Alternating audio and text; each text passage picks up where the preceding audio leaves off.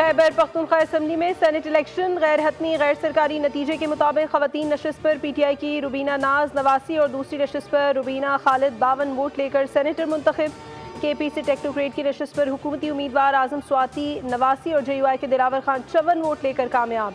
7 general نشست پر P T I کے 4 اور اپوزیشن کے 3 سینیٹر کامیاب۔ پاکستان تحریک انصاف کے مراد سعید 26 ووٹ لے کر سینیٹر بن گئے۔ پی ٹی آئی کے فیصل جاوید، مرزا محمد آفریدی، نور الحق قادری جنرل نشست پر منتخب۔ فیصل جاوید نے 22، مرزا محمد آفریدی نے 21، نور الحق قادری نے 21 ووٹ لیے۔ جنرل نشست پر اپوزیشن کے امیدوار مولانا عطاء الحق درویش 18، طلحہ محمود 17 اور نیاز احمد 18 ووٹ لے کر کامیاب قرار پائے۔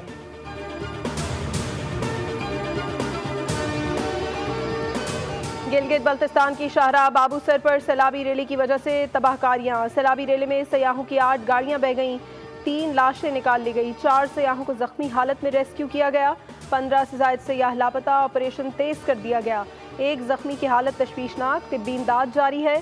ترجمان ریسکیو کے مطابق مواصلاتی نظام درہم برہم، فائبر آپٹک لائن بھی متاثر، ہزاروں سیاح شاہراہ بابو سر پر پھنس گئے، گھر والوں سے رابطہ منقطع۔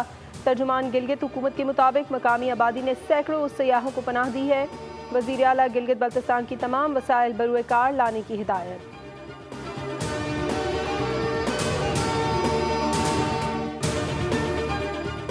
تیز بارش کے باعث اسلام آباد کے برساتی نالوں میں شدید طغیانی۔ سید پور ویلج کے برساتی نالے کی حفاظتی دیوار گر گئی، سڑک سے بڑے پیمانے پر پانی نالے میں داخل، شہری کی گاڑی برساتی نالے میں بہہ گئی، کئی موٹر سائیکلیں ڈوب گئیں۔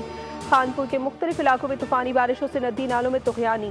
وہاڑی میں حفاظتی بند ٹوٹنے سے ہزاروں ایکڑ رقبے پر کاشت فصلیں اور بستیاں زیر آب آ گئیں، علاقوں کا زمینی رابطہ منقطع، سیلاب میں پھنسے افراد امداد کے منتظر۔ وزیر اعلیٰ مریم نواز سے نوٹس لینے کی اپیل، ہری پور غازی میں 7 بچوں کو ڈوبنے سے بچا لیا گیا۔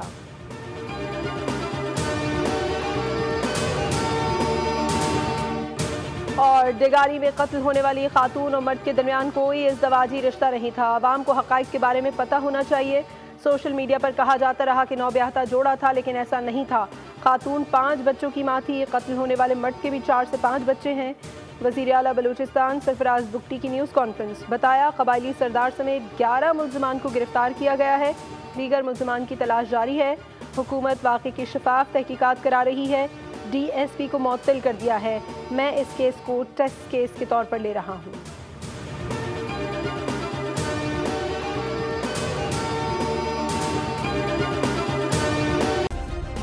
سبسکرائب کریں اور بیل دبائیں تاکہ کوئی خبر رہ نہ جائے۔